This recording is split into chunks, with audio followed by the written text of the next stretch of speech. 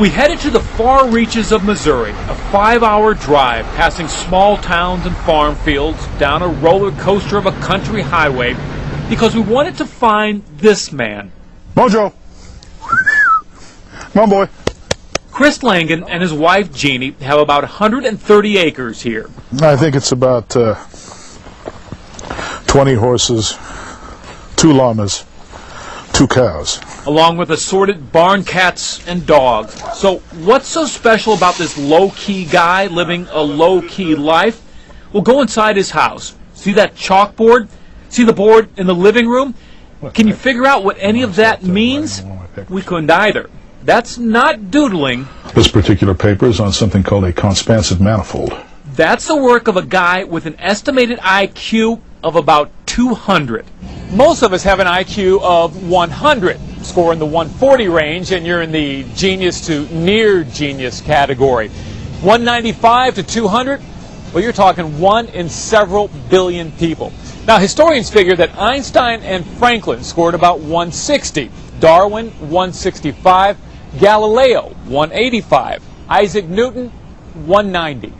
That means Langan could possibly be the smartest person in the world. When he's not working with the animals, he's busy with his CTMU, the Cognitive Theoretic Model of the Universe. It's a theory that studies the relationship between mind and reality. In other words, what's out there in the real world, how does the mind relate to it? And Langan is trying to prove nothing less than the existence of God. Is there a heaven? Yes. How do we know that? You don't. It's either you believe or you don't? It's not that simple. I happen to know there's a heaven because I know that you can use your will to create things. In other words, do you continue to exist after you die? Absolutely. Nothing in this universe is wasted. Nothing ever ceases to exist, really. The essence always remains preserved. So who is this guy, and why haven't you heard of him? He began speaking at 6 months old, reading at 3, born in California, but constantly being uprooted. We didn't have a lot of money, and the old man was always in need of a job, so we had to go where the work was. He was poor, skipped a few grades. Teachers urged his classmates to be like Chris. So how did they respond? Well, they beat him up. As a matter of fact, I had to fight my way through high school. So at 12, he got into bodybuilding. He tried college, but never finished. It was costly, and, well, he was smarter than the teachers. There's the fool, and there's Star, his mother. So is Langan out here in what some consider the middle of nowhere, squandering a precious gift? I mean, why am I not a famous politician or financier, filthy rich? Simply because those things don't mean that much to me. I'd rather have some meaning in my life, and this is how I get it.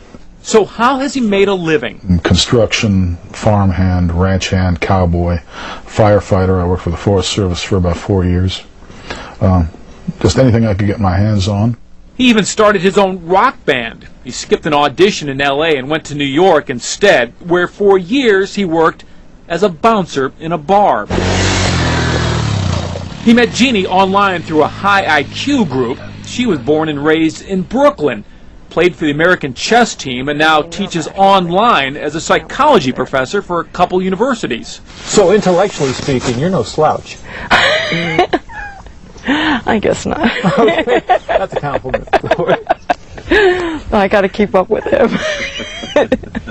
So you may be thinking, why Missouri? Well, Langan says before moving here, he pretty much figured that Missouri would be one of the last places he'd ever end up. They found the property online and came out here to check it out. We came down to view the property, and we fell in love with it. Jeannie was very, very taken with the beauty of the place. As a matter of fact, she started crying as she was looking at it, and I realized then that I couldn't say no. Langan is smart enough to know there's no fighting a woman's tears. Is that right? No, it can't be done. We had to ask the Jeopardy question. How do you think you'd do? Langan says sometimes he aces it.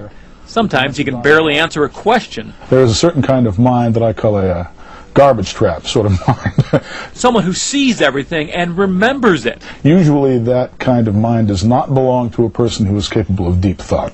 There's no hesitation when he answers. He's articulate and direct. We wanted to know, is he ever at a loss for words? Sometimes it's hard to find the words when somebody expresses love. When I went to visit my mother, for instance, she's been a little bit ill lately. I had to tell her that I loved her, and she told me that she loved me, and then there was a long period of silence, because what can you follow that up with? Langan says, yes, he can tell when your eyes glaze over if he loses you in a conversation. He says he then just changes the subject.